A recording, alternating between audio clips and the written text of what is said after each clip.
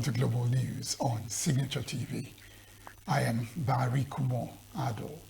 In the headlines, INEC extends nationwide voter registration to July 24, introduces self-service option for first-time voters. South Africa rejects Nigeria's compensation demand over xenophobic attacks. Iran begins public mourning for Ayatollah killed in February. China launches Coast Guard patrol east of Taiwan despite international pushback. Details in a moment. Every second, every minute, every day, news is breaking. Events occur and there are new developments. At Signature TV, we follow these stories objectively, bringing all sides without bias, explaining the complex issues, breaking down the numbers, and investigating the issues behind the news. Anywhere and everywhere, near or far, wherever the news is, we will be there. Signature TV. News in your pocket. The Electoral Commission says it has extended the continuous voter registration exercise by 2 weeks. The statement issued at the weekend, INEC's Chairman of Information and Voter Education Committee, Mohammed Aruna, said the extension followed a review of the ongoing nationwide exercise and feedback from the Commission's state officers, political parties, civil society organizations, and other stakeholders. Aruna said the nationwide CVR exercise, originally scheduled to end on July 10, 2026, have been extended until July 24 to give eligible citizens who are yet to register an opportunity to do so. Extension, he said, underscores the Commission's commitment to ensuring that every eligible Nigerian has a fair and reasonable opportunity to be included in the register of voters ahead of future electoral activities. He announced the introduction of a self-service online registration option for eligible first-time voters in furtherance of the Commission's commitment to innovation, accessibility, and improved service delivery, and said the service will become available from Wednesday, 8th July 2026 through the Commission's dedicated CVR portal. According to Aruna, the system incorporates robust identity verification, biometric validation, and back-end integrity checks designed to preserve the credibility and accuracy of a national register of voters. The Inspector General of Police, Tunji Jisu, says the police will go after all those involved in the rising wave of violence in Osun State ahead of the August 15 governorship election. Jisu spoke during a visit to the governor of Osun, Ademola Adeleke, at the government house in Osogbo, where he addressed concerns over the growing number of killings, clashes, and political tensions in the state. The IGP lamented the number of deaths and the number of crises and fighting that have been recorded in Osun in the last few months, which must not be allowed to continue as the state approaches a very important election. Jisu said he had earlier deployed the Deputy Inspector General of Police in charge of the zone to engage the state government and other stakeholders on measures to prevent further bloodshed, warning that a forthcoming governorship election should not be treated as a battle. The IGP said security agencies had identified groups linked to the violence, noting that the Commissioner of Police in the state had been directed to go after anyone causing trouble. Jisu also said he had received complaints from different quarters and had been briefed by the Commissioner of Police on allegations that some suspects were hiding in the government house, said the police would handle any such allegations through lawful procedures. Responding, the governor commended the IGP for the state visit, asking him to prosecute anyone involved in the killings. An improvised explosive device, IED, exploded after being struck by a trailer conveying passengers along the Komala village axis in Kodunga local government area of Borno State, killing one person and injuring 9 others. This was disclosed by security analyst and counterinsurgency expert in the Lake Charge region, Zakazola Makama, via his X handle on Friday. According to Makama, police sources said the incident occurred at about 1:30 p.m. when the trailer driven by one Isa Uba was traveling from Maiduguri to Damboa. The source said the explosive device was suspected to have been planted by Boko Haram ISWAP terrorists along the route. Makama said the injured victims were evacuated to the hospital for treatment, but the body of the deceased was removed to the hospital certified dead by a medical doctor and later released to his family for burial in accordance with Islamic rites.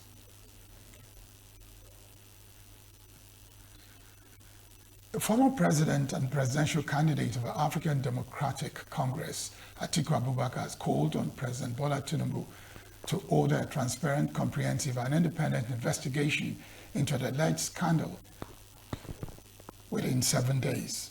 Atiku warns that failure to do so would deepen public suspicion that influential figures within government may have benefited from the alleged fraud and that Nigerians seeking public sector appointments may have been defrauded through a scheme that enjoyed official protection.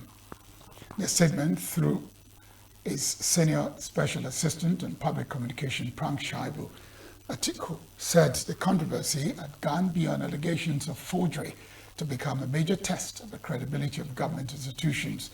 According to him, the key issue is no longer whether an individual forged documents or impersonated government officials, but how official government processes allegedly recognized, processed and advanced the affairs of an agency which the president insists never existed. He argued that explanation offered by the presidency through the special advisor to the president on information and strategy, Bayo Nanuga, raised more questions than it answered. According to him, such developments could not be dismissed as administrative errors because budget preparation and federal recruitment involved multiple layers of institutional approvals. The Nigeria Democratic Congress (NDC) has raised alarm over allegations of corruption involving the Chief of Staff to President Bola Tinubu, Femi Gbajabiamila, and one Prince Adeyemi, who claims to be the Director General of the Presidential Foreign Intervention Promotion Council. A statement signed by NDC's National Publicity Secretary, Osa Director, the party urged President Tinubu to suspend the Chief of Staff to allow for what it described as a transparent and unbiased investigation into allegations. According to the party, the allegations raise serious concerns over transparency and accountability within the current administration and wondered how the purported agency allegedly secured budgetary allocations in the 2026 Appropriation Act and reportedly operated domiciliary, pound sterling and treasury single account with the Central Bank of Nigeria, despite being disowned by the presidency. The party also queried claims that the Office of the Head of the Civil Service of the Federation allegedly approved 314 staff positions for the agency, asking how such approvals could have been granted if the organization was not officially recognized. The NDC made reference to allegations by Adeyemi that he paid 600 million to secure his appointment, with 400 million allegedly paid through intermediaries linked to the Chief of Staff, and that an outstanding balance of 200 million reportedly contributed to the current dispute over the agency's status.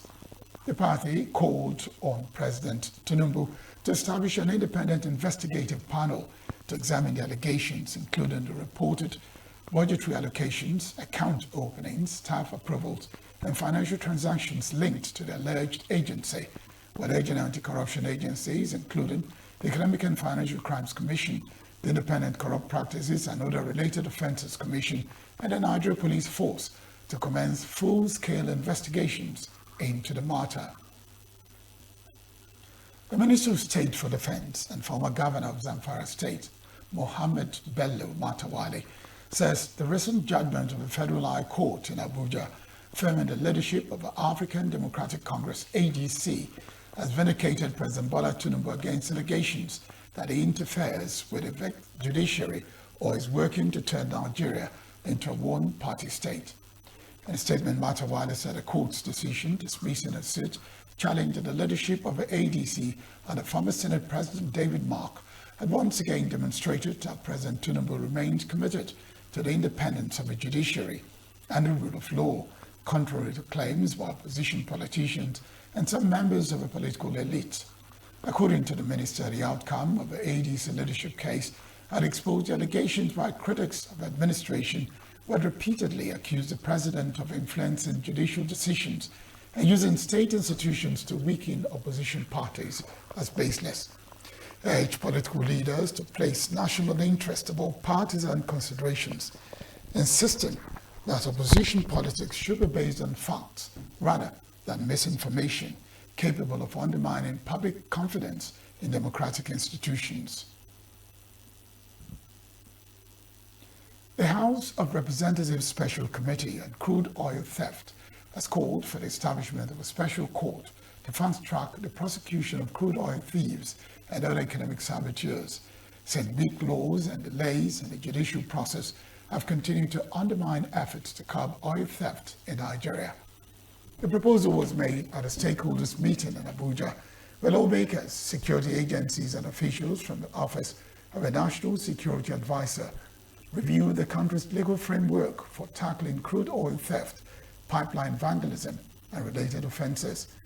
The meeting forms part of the committee's ongoing consultations on legislative and institutional measures to address crude oil theft, which has continued to reduce government revenue, cut oil production, discourage investment, and threaten Nigeria's energy security despite years of security operations. Chairman of the committee, Alhassan Doguwa, said participants agreed on the need to review existing laws, arguing that many of the statutes governing the sector date back to the military era and no longer provide adequate deterrence against increasingly sophisticated criminal networks. Doguwa noted that Nigeria's crude oil production remains below budget projections because of persistent theft and pipeline vandalism, stressing that reversing the trend is essential to improving government revenue and restoring investor confidence. Another 268 Nigerians evacuated from South Africa over ongoing xenophobic attacks arrived safely in Lagos on Friday, as the federal government reaffirmed its commitment to bringing home citizens affected by the unrest. Returnees, along with 2 government officials and crew members overseeing evacuation, returned aboard an Air Peace chartered aircraft from Johannesburg to the Murtala Mohammed International Airport, Lagos. Minister of Foreign Affairs, Bianca Odumegwu Ojukwu, said evacuation was carried out on the directives of President Bola Tinubu, who ordered that the exercise should continue despite the expiration of a June 30 deadline order issued by anti-migrant groups in South Africa. She stressed that the repatriation program remains open to all Nigerians who voluntarily registered and successfully completed the required screening process. The latest evacuation comes as anti-immigrant protests continue to spread across parts of South Africa, with demonstrators blaming undocumented foreign nationals for unemployment, crime, and pressure on public services. The unrest has reportedly claimed at least 4 lives, prompting several African countries, including Nigeria, Ghana, Zimbabwe, Malawi, and Mozambique, to organize voluntary repatriation flights for their citizens. The federal government has also indicated that it will engage South African authorities over compensation for Nigerians who lost businesses and properties during the attacks. The South African government has rejected Nigeria's requests for compensation for citizens who abandoned their businesses and properties after fleeing renewed xenophobic attacks in the country. South Africa's Minister in the Presidency, Khumbudzo Ntshavheni, dismissed the proposal during a press conference at the weekend, insisting that the government will not compensate anyone for properties left behind. She noted that legally owned properties are officially registered with relevant authorities and can be sold through the country's property market, where structures and informal settlements are illegal and therefore not recognized as legitimate property. The minister also disclosed that the South African government had approved new measures to prevent the re-establishment of informal settlements after they are demolished. The latest development follows renewed xenophobic violence targeting African migrants in South Africa, which forced many Nigerians to leave the country amid concerns over their safety. Let's take a quick break. Every second, every minute, every day, news is breaking, events occur, and there are new developments. At Signature TV, we follow these stories objectively, bringing all sides without bias, explaining the complex issues, breaking down the numbers, and investigating the issues behind the news. Anywhere and everywhere, near or far, wherever the news is, we will be there. Signature TV. News in your pocket. A Tuareg-led insurgent group said on Saturday that it had attacked a town in northern Mali where government troops and Russian paramilitary forces are based. Residents of two other localities in northern and central Mali reported hearing gunfire and explosions. The assault was a later threat to the military-led government in a landlocked Sahel country where rebels staged high-profile attacks in April, hitting the airport in the capital Bamako, killing the defense minister and seizing a string of army bases in the north. Spokesperson for the Azawad Liberation Front, Mohammed Ramadani, told journalists that fighters from the group had attacked the town of Anafes in the northeastern Kidal region early Saturday morning. In the central city of Gao, a local official said there had been gunfire and rockets launched at a military camp early on Saturday. It was not immediately clear which fighters were responsible. Right-wing candidate Keiko Fujimori has been declared the winner of Peru's tight presidential election nearly a month after the vote took place. 51-year-old won 50.1% of voters' support in the runoff held on 7 June to 49.8% for left-wing candidate Roberto Sanchez, a margin of less than 50,000 votes. It is the fourth time the daughter of disgraced former President Alberto Fujimori has sought the presidency of the country, promising this time to oversee a crackdown on organized crime. Our election coincided with the election of Abelardo de la Espriella in Colombia, marks a shift towards the right in Latin American politics. Fujimori said she would assume the role of president with responsibility, humility, and a deep sense of duty. Sanchez, 57, has alleged that the runoff election had been seriously compromised and threatened legal action, arguing that strong support for Fujimori among Peruvian voters abroad was a sign of irregularities. Iran has begun several days of public mourning and funeral processions for its former supreme leader, Ayatollah Ali Khamenei, more than 4 months after he was killed in strikes launched by the US and Israel. His body is currently lying in state at Tehran's Grand Mosala ahead of his burial in his hometown of Mashhad next Thursday. Iranian authorities said 12 to 20 million people were expected to attend the ceremonies, which are part of what they are calling the funeral of the century. It comes as Iran and the US observe a fragile ceasefire after signing a preliminary deal to halt their conflict, in which Khamenei was killed in an airstrike. Footage showed Khamenei's coffin, bearing the colors of Islamic Republic, being carried aloft at the Grand Mosala on Friday.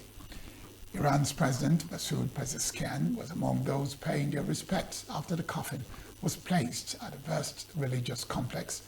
Pakistan's Prime Minister Shehbaz Sharif, whose country has mediated peace talks between the US and Iran, former Russian President Dmitry Medvedev, and the Afghan Taliban's Foreign Minister Amir Khan Muttaqi were in attendance.